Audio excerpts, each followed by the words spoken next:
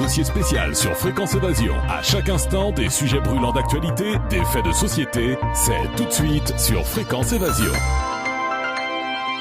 Dans quelques instants sur Fréquence Évasion, dossier spécial, nous serons en compagnie de Claire Sévrac qui vient de publier un livre, La guerre secrète contre les peuples, aux éditions Contre-Culture. À tout de suite. Chaque jour, sur Fréquence Évasion Radio, recherche, ovni, paranormal, faits de société, protection de l'environnement et les rendez-vous avec vos stars préférées dans Paroles de Stars. Fréquence Évasion, c'est également la voix des sudistes en Principauté de Monaco et dans le Grand Sud. Fréquence Évasion Radio, dites-nous tout. Dites-nous tout. Dites-nous tout. Fréquence Évasion. Fréquence Évasion. Claire Sévrac, bonjour et merci d'être avec nous. Bonjour.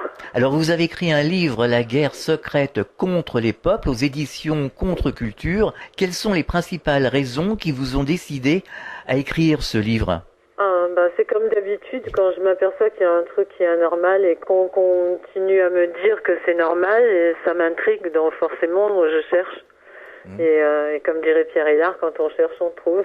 Ah, c'est sûr. Et voilà, donc je regardais le ciel comme beaucoup de gens maintenant, et franchement, il y a des jours où on peut pas nous dire que c'est un ciel normal, quoi. Alors vous abordez plusieurs thèmes, les chemtrails, la malbouffe, les vaccins, sujet dont nous avions parlé lors de notre précédente émission. Et à la page 167, vous parlez des nanoparticules dans l'environnement. Qu'avez-vous découvert ? Ça, c'est un sujet qu'on n'avait pas vraiment évoqué. En fait, il y a eu pas mal d'études qui ont été faites aux États-Unis sur les nanoparticules qu'on retrouvait dans l'environnement. Alors, il y en a effectivement dans la nourriture, il y en a aussi dans les vêtements, il y en a à peu près partout, des nanos maintenant.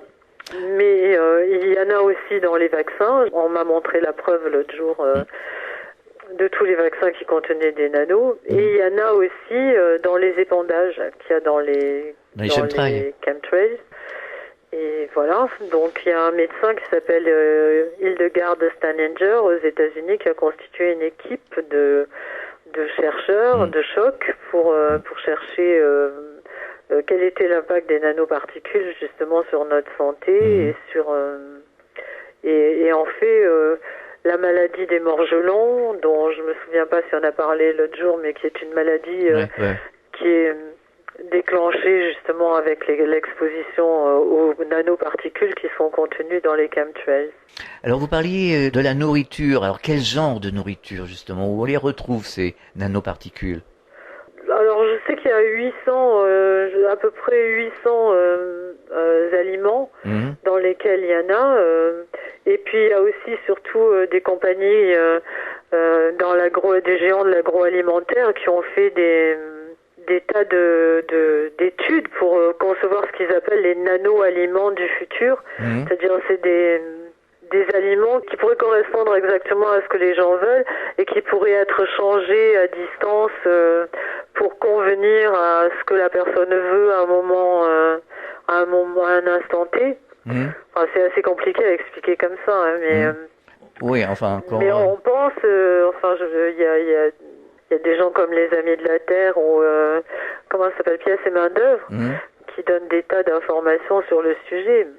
D'accord. Et ces nanoparticules, est-ce qu'on peut les évacuer ? Apparemment, d'après ce que j'ai compris, non, elles s'accumulent. Elles sont, d'après le docteur Staninger, c'est plus grave que ça parce qu'elles s'auto-assemblent et elles s'auto-dupliquent à l'intérieur de notre corps. Ah bon ?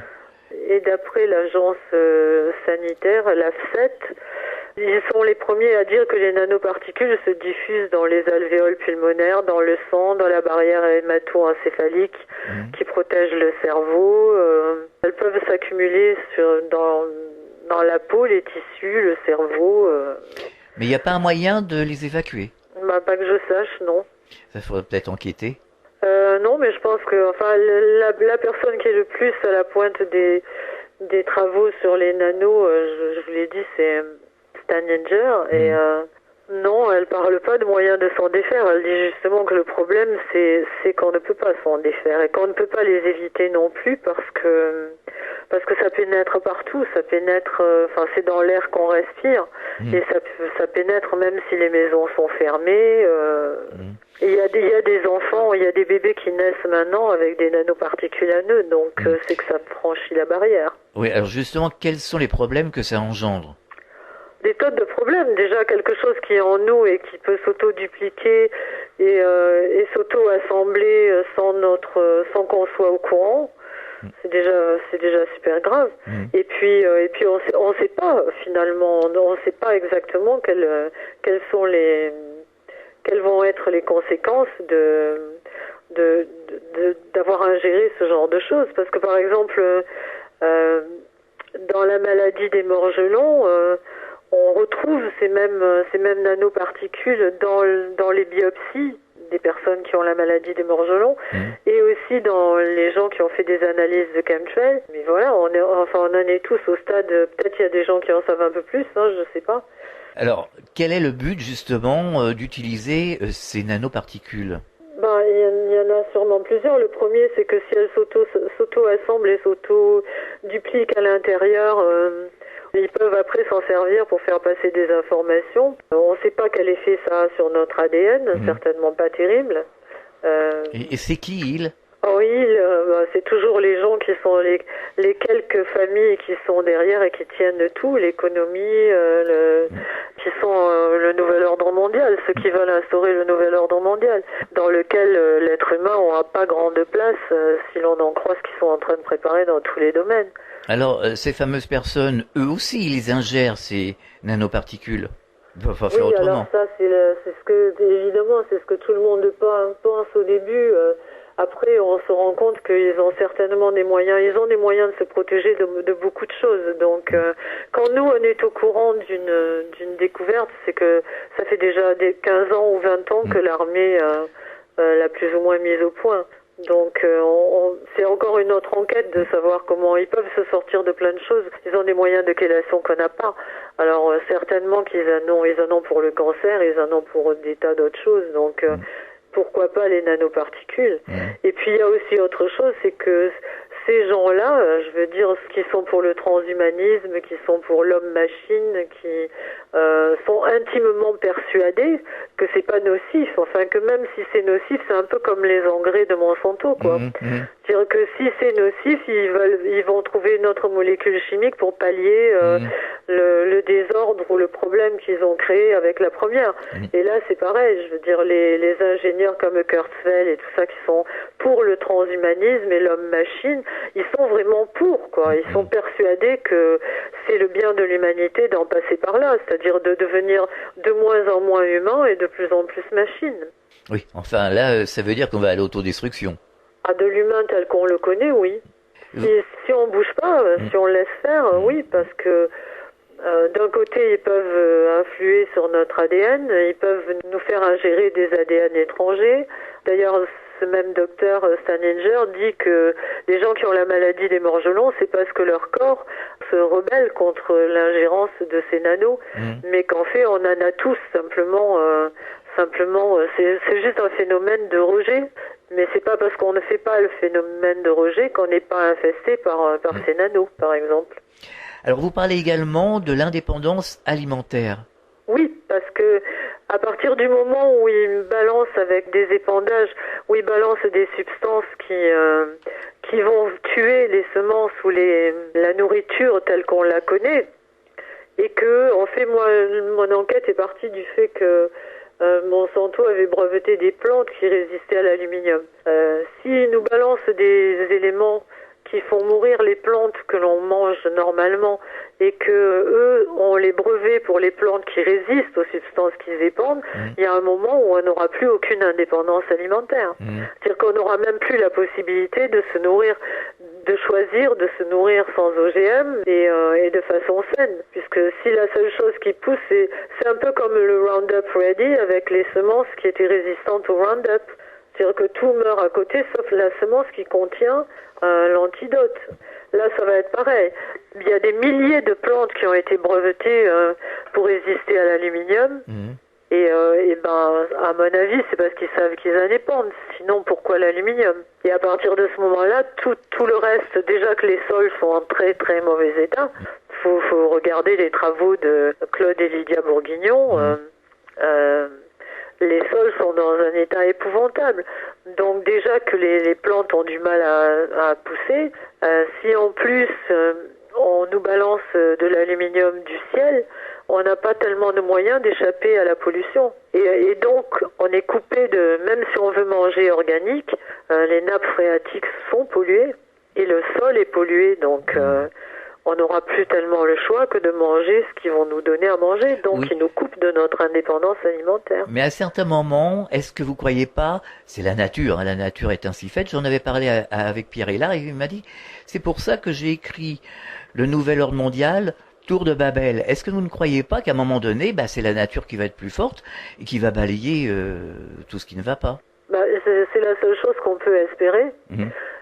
Sauf que, effectivement, il y a un monsieur comme Dane Wigington, qui est un des premiers lanceurs d'alerte justement sur le phénomène des chemtrails et des épandages, qui vit à Manchester, en Californie, qui était un des coins les plus purs des États-Unis, qui dit que en faisant des épandages, plus ils font des épandages, plus la Terre est atteinte, un peu comme nos ADN, plus je suis un peu brouillon, mais par exemple, quand on nous dit qu'on peut manger tel produit, c'est pas grave parce qu'il y a que 0,0 grammes de polluants.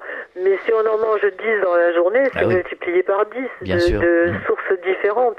Et par exemple, Madame Beljanski explique ça très bien dans ses conférences, comment notre ADN, s'il est un petit peu touché, c'est pas grave, mais les sources qui le polluent s'additionnent. Oui. Elles sont pas comme ça.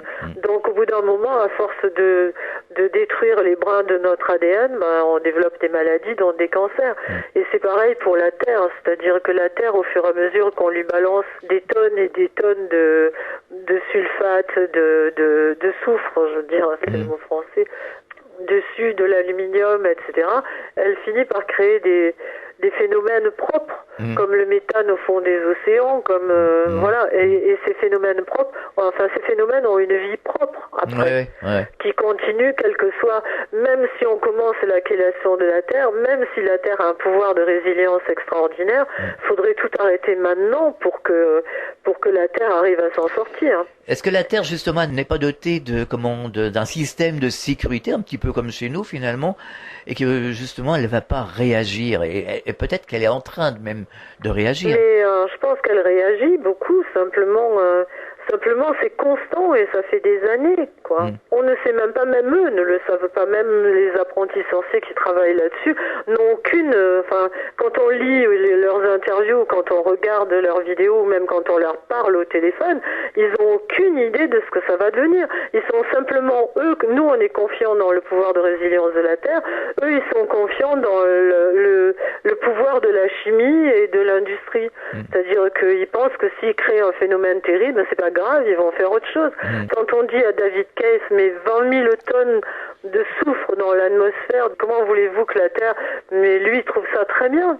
Lui, il répond, mais 20 000 tonnes, ok, mais si on en met tous les ans, on n'aura plus de problème de CO2. Oui, évidemment. Et ils veulent pas arrêter la pollution, contrairement à ce qu'on nous dit, parce que ces industriels-là qui polluent ne veulent pas arrêter la pollution, c'est leur gagne-pain. Donc ils continuent, c'est pour ça que Al Gore a fait une bourse au carbone.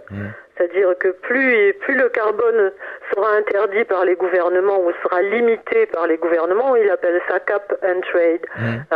Plafonné et dealé derrière. Parce que plus une substance est rare, plus elle vaut cher. Et qui va avoir l'argent pour se payer quelque chose de très cher? C'est toujours les mêmes. C'est-à-dire que c'est pas nous qui allons changer grand-chose à la pollution. Ce qui ne veut pas dire qu'il faut s'en foutre, il faut respecter la Terre et essayer de faire le moins de pollution possible à notre niveau. Mais eux, il faudrait qu'ils arrêtent de nous prendre, vraiment de nous dire que c'est nous les coupables et de continuer à polluer à tout va. Parce que eux font leur chou gras là-dessus. C'est-à-dire plus ils polluent, plus ils ont des bons carbones, et plus ils ont des bons carbones, plus c'est des autorisations de polluer en fait. On marque une pause, on revient dans quelques instants. Réactualisez régulièrement toutes vos applications iPhone et Android sur les sites de Fréquence Évasion Radio et Monte Carlo Azur, fréquenceévasion.com, fréquenceévasion2.com et montecarloazur.com. Fréquence Évasion. Fréquence Évasion. Nous sommes de retour sur Fréquence Évasion, c'est toujours dossier spécial. Nous sommes toujours en compagnie de Claire Sévrac qui a publié un livre, La guerre secrète contre les peuples, aux éditions Contre-Culture. Alors vous évoquez également la Troisième Guerre mondiale et vous dites que la Troisième Guerre mondiale est-elle météorologique? Oui. Oui, c'est-à-dire Oui, parce que la première, les conséquences des épandages, alors c'est couplé aussi, c'est pas les épandages tout seul, mais les épandages avec le système HARP, ça donne une puissance extraordinaire, et c'est Zbigniew Brzezinski, qui était l'éminence grise de tous les présidents américains, qui est toujours le conseiller d'Obama, a écrit en 70 un livre qui s'appelle Between Two Ages, Amérique à l'ère de la tectonique, et il explique, il écrit noir sur blanc que le climat va devenir l'arme absolue pour les États-Unis et que ça va permettre d'abord c'est une arme économique, c'est-à-dire que s'ils ont un concurrent par exemple en bourse sur, je sais pas, ça peut être les vins, ça peut être le fourrage, ça peut être des céréales. On sait comment ils jouent en bourse sur le cours des céréales, sur le cours du lait, s'ils font une bonne petite tempête bien à propos sur l'endroit qui est en concurrence avec eux, ils n'ont plus de problème. Et ça, c'est la guerre économique. Ensuite, il y a la guerre climatique qui fait que je voudrais trouver l'extrait. Un des extraits du livre de Zbigniew Brzezinski, parce que c'est très, il le disait en 70, que ça permettrait de mettre la pression sur les États qui pourraient être contre les intérêts des États-Unis. Et donc, effectivement, si on menace un État de lui faire un tremblement de terre ou un tsunami, ou même si on lui en fait un, en général, ça calme les autres en face, parce que du coup, ils ont d'autres problèmes que... Oui, bien sûr. Voilà. Et puis bon, des fois ils préfèrent se taire que. Il y a eu tout un tas de papiers là-dessus sur les tempêtes de 99 qui, paraît-il, auraient été faites parce que la France était contre le traité de l'AMI à l'époque et aussi contre l'entrée des OGM sur le territoire. Et en fait, quand on regarde, ça c'était fin décembre 99. Et en fait, début janvier 2000, on s'aperçoit que, effectivement, Monsieur Jospin, qui était Premier ministre à l'époque, a commencé à dire que c'était pas à l'État de se mêler de ce que faisaient les entreprises privées, qui a autorisé les OGM à entrer sur le territoire pour la recherche, mais qui n'est pas revenu sur le traité de l'AMI, mais qui a dit que la prochaine fois que les négociations reprendraient, la France ne s'en mêlerait pas, quoi. Enfin, ce serait le commissaire européen qui gérerait tout pour nous. C'est ce qui est une des explications au fait qu'on n'a rien à dire sur TAFTA. Enfin, on ne nous tient pas au courant, quoi. Et justement, lors de vos enquêtes, est-ce que vous avez trouvé des documents justement qui laissaient supposer que tout ça était la réalité? Ah ben oui, parce que sinon je l'écrirais pas. C'est pas, je veux dire, c'est pas une vue de l'esprit. Par exemple, voilà, Zbigniew Brzezinski, il cite avant 2018, la technologie mettra à la disposition des nations majeures des techniques pour conduire des guerres secrètes dont seulement un minimum des forces de sécurité aura besoin d'être au courant. Une nation peut attaquer une nation concurrente secrètement par des moyens bactériologiques, affaiblissant entièrement la population avant d'en prendre le contrôle avec ses forces armées.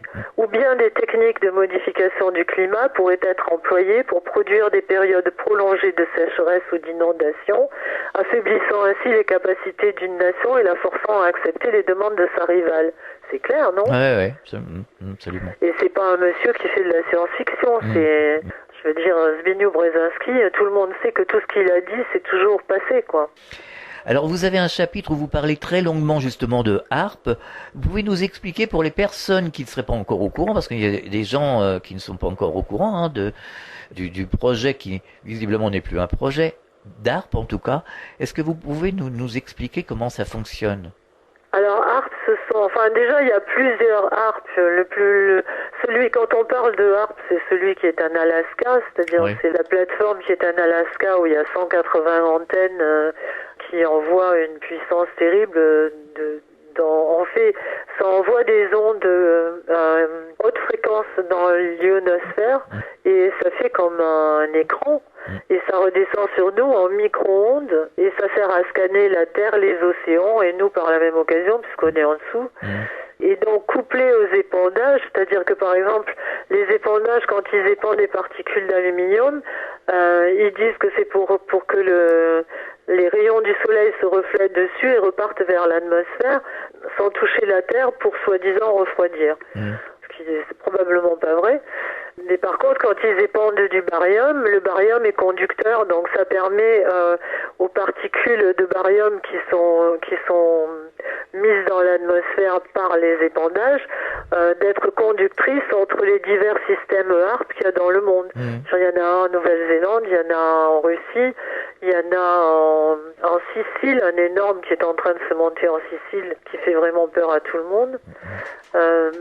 Et donc voilà, et HAARP, c'est dans le brevet de HAARP, c'est marqué pareil noir sur blanc que HAARP est capable de faire des tremblements de terre, des tempêtes, des ouragans, des inondations. Et quand on regarde les grosses catastrophes atmosphériques, on se rend bien compte que c'est pas naturel. Enfin, je veux dire, là, depuis quand la France est un pays de cyclones tropicaux? Et justement, par exemple, la tempête de 99, on a dit que c'était un cyclone tropical, mais quand on regarde, un cyclone tropical ne peut se former que sur une mer chaude, et il tourne dans le sens des aiguilles d'une montre. Or, celui-là, déjà, c'était le 29 décembre, donc apparemment la mer était pas chaude, et il tournait dans le sens inverse des aiguilles d'une montre. Et tout, comme par hasard, tous les relevés de HAARP et de tous les systèmes de sécurité mondiaux étaient le 23, il y a un trou dans tous les systèmes. Impossible de voir ce qui s'est passé ce jour-là. Alors évidemment, tout ça, ce sont des coïncidences, probablement. Vous parlez également de l'avenir de l'homme. Alors il y a des sujets plus que préoccupants sur cette planète, sans vouloir tomber dans le catastrophisme. Pour autant, il y a des solutions à tout. Comment voyez-vous l'avenir de l'humanité et surtout, quelles sont les solutions pour s'en sortir? Il y a bien quelque chose à faire. Ah bah déjà, je le dis et je le redis, j'arrête pas de le redire. Il faudrait déjà que les gens se réveillent. Se réveil, ça veut dire ne pas seulement partager sur Facebook en se disant oh purée, j'ai une super info là que personne n'a, parce que sur moi le nombre de gens qui viennent me voir et qui me disent oui mais vous pouvez parce que vous avez le temps. Non, j'en fais ma priorité. Ou moi je peux pas parce que j'ai besoin de gagner ma vie, mais moi aussi je mange, moi aussi j'ai un loyer. Enfin je veux dire tout dépend de là où on met ses priorités. Et je pense que dans l'état où est la planète en ce moment, il est gravement temps que ça devienne notre priorité. Alors, quels seraient les systèmes que les gens, les citoyens pourraient mettre en place? Est-ce que vous avez des idées? Est-ce que sur les réseaux sociaux... Mais je pense déjà que ça, ce qu'ils nous font est c'est contre notre Constitution, c'est contre l'article 3 de notre Constitution où on a le droit à la sécurité, à la liberté et à la vie. Donc déjà ça, c'est contre notre Constitution, c'est contre les accords de Nuremberg qui dit qu'on ne doit rien faire sur une personne sans son consentement libre et éclairé. Qu'est-ce qu'on attend pour aller réclamer des comptes? Alors le CNT, il y a le CNT qui s'est mis en place ici chez nous en France, qui voudrait justement changer cette constitution pour l'améliorer, bien entendu, pour qu'elle soit écrite par les citoyens, par les Français. Visiblement, bon, je voudrais pas dire, mais pas être négatif, mais il n'y a pas beaucoup de gens qui suivent le CNT.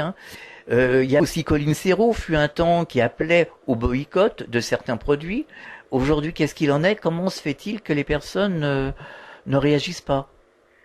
Que les gens ne réagissent pas, ça j'en sais rien. Vraiment, je me demande qu'est-ce qu'on peut faire de plus grave que d'empoisonner nos enfants et la terre mère. Qu'est-ce qu'on peut, en plus de nous prendre nos libertés, parce que ça, même la liberté d'expression est en danger dans notre pays en ce moment. Et en plus la liberté de se nourrir comme on veut, de se soigner comme on veut. Je veux dire, Nicole de Lépine se bat comme une folle pour essayer de faire comprendre ça aux gens. C'est pareil. Je sais pas, franchement, moi je trouve ça horrible de se dire que peut-être nos enfants n'auront pas la liberté de choisir comment ils veulent être soignés, comment ils veulent vivre, ce qu'ils veulent manger. Je veux dire, quand ils veulent procréer, parce que le problème il est là aussi. C'est-à-dire que bientôt on va nous dire, voilà, tu manges telle pilule et si tu veux un enfant, tu vas l'acheter et tu as le choix entre le numéro 1 et le numéro 2, point barre. Enfin, quand même, je veux dire, tout ce qui se passe en ce moment, les pesticides, les ondes, rendent les gens stériles. D'un autre côté, tous les essais qu'on voit, c'est pas fait pour faire avancer la recherche qui nous soigne. Enfin, dans certains cas, oui, en chirurgie, oui, mais pas autrement. Et par contre, ils sont en train de faire des essais sur l'utérus artificiel, sur la GPA, enfin, des études pour approfondir là-dessus, c'est-à-dire pour couper la procréation humaine, pour la couper du ventre des femmes, pour la sortir du ventre des femmes, pour faire des enfants sur des étagères avec des cerveaux greffés sur des computers. Enfin, je veux dire que les gens lisent, se renseignent. Ça n'est pas de la science-fiction. Je veux dire, ce sont les études qui sont en cours. Alors on a l'impression qu'il y a deux mondes, il y a beaucoup de gens quand même sur les réseaux sociaux, en règle générale, qui ont pris conscience, qui savent ce qui se passe, qui travaillent même, qui essayent de faire des choses, mais c'est toujours assez limité. Disons qu'il n'y a pas de connexion vraiment entre les gens pour faire bloc, pour essayer de vraiment faire changer les choses. Ben oui, mais j'ai pas la réponse. Je veux dire, je crois que si chacun faisait quelque chose déjà séparément, il y a beaucoup de gens qui viennent et qui disent, moi je voudrais faire quelque chose, mais je peux pas parce que je suis pas connu. Mais en fait, il faut déjà faire quelque chose pour arriver à faire connaître. Pour faire connaître quelque chose, il faut avoir quelque chose à donner, à montrer. Je sais pas quoi. Je pense qu'on est dans une civilisation où aussi, ça c'est merci la télé-réalité, c'est-à-dire les gens veulent plus être Marie Curie ou le meilleur danseur du monde ou le meilleur musicien du monde, ou ils veulent juste être le plus connu. Mais c'est creux derrière, c'est vide, c'est pour ça qu'on n'arrive à rien. Alors vous donnez des conférences, et quand vous êtes en conférence, est-ce qu'après la conférence vous avez des échanges avec les personnes qui se trouvent dans la salle? Ben oui, bien sûr. Et oui. alors, comment réagissent-ils? Sur le moment, après, je suis pas tout le monde. Il y en a avec qui je reste en contact, d'autres qui restent pas en contact. Il y en a, enfin, en général, ceux qui viennent aux conférences sont déjà des gens qui sont conscients de ce qui se passe et ou alors il y en a 2-3 qui ont été traînés là, qui sont au courant de rien, pour qui c'est très dur. Oui, c'est sûr.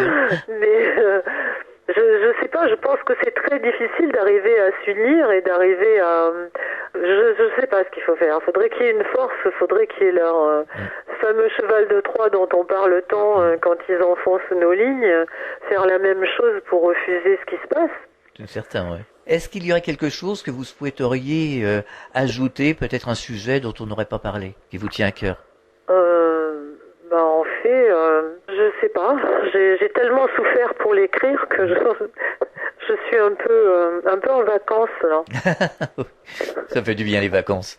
Vous avez des projets? Non, j'ai des projets de conférences, mais les conférences, ça me fait plaisir. Donc c'est simplement que je pense qu'il faut vraiment qu'on trouve un moyen, qu'on se parle et qu'on trouve un moyen tous d'avancer, parce qu'on en est tous au même... enfin, je veux dire, que ce soit Pierre Hillard, que ce soit... quel que soit le domaine dans lequel on enquête, on est tous d'accord sur ce qui se passe et ce qui est en train de se passer et comment... et vers où on nous amène. On le voit bien, quoi. On voit bien que tout est lié, que ce soit dans le domaine politique ou dans le domaine... du climat ou il y a les travaux de Barry Flower qui sont extrêmement importants où il explique, c'est un ancien spécialiste des radars dans l'armée anglaise et puis la CIA, et qui explique que vraiment mettre le Wi-Fi dans les écoles maternelles, les gens qui font ça devraient même pas avoir le droit de fouler le sol de la planète, c'est sa propre expression, et qui démontre par A plus B combien les micro-ondes, les ondes, les téléphones portables et le Wi-Fi sont extrêmement dangereux pour nos enfants. Est-ce que vous souhaiteriez adresser un message aux auditeurs? Oui, mais rien de plus que ce que j'ai dit. Je voudrais tellement qu'on se rebelle, quoi, qu'on n'accepte pas ce qui nous arrive n'est pas une fatalité. Encore une fois, c'est pas l'histoire n'est jamais écrite. Ouais. C'est nous qui l'écrivons, l'histoire. Et Orwell disait qu'un peuple qui élit des politiques corrompus n'est pas victime, il est complice. Et aussi, je cite une phrase de Martin Luther King qui dit « Le moment viendra où le silence sera trahison ». Je pense qu'on est à un moment charnière, on est probablement la génération charnière qui va déterminer le futur de la vie sur cette planète. Et que si les gens ne prennent pas conscience que tout est fait pour nous mettre dans un espèce d'entonnoir et nous amener à être des sous-êtres qui vont obéir et qui n'auront pas leur mot à dire sur rien, et je crois que c'est le moment de ne pas manquer de courage, quoi, et de pas accepter ce système de destruction. On n'est pas obligé. On n'est pas obligé de subir. Non, on n'est pas obligé de subir. Et je pense qu'on est un tout petit moment sur cette terre, chacun, mais que on peut pas se dire ouais bon, mais j'y vais pas ou je fais pas parce que d'autres iront. Non, parce que chacun, on a un tout petit moment sur cette terre et un tout petit impact, mais il est éternel. Je veux dire, c'est chaque fois des petits groupes de gens qui ont changé le monde. C'est vrai. Alors on peut vous retrouver sur Internet, vous avez un site, on va rappeler l'adresse du site Internet. C'est claireséverac-rebellion.com. Et qu'est-ce que l'on peut trouver sur ce site? Tous les articles que je poste quand j'ai le temps, que je mets aussi sur mes pages Facebook et sur le site. Il y a un forum? Oui, j'ai une alerte quand il y a un truc important sur lequel je peux répondre. Sinon, des fois, je prends pas part aux conversations tout le temps, quoi. Oui, je me doute. Merci Claire Séverac et à très bientôt en tout cas. Et bon courage. Merci à vous et puis, comme on dit en anglais, chin up, le menton en l'air, debout. Oui, on va essayer de s'y employer. Bon, je vous embrasse tous. Merci, à bientôt. À bientôt. Fréquence Évasion.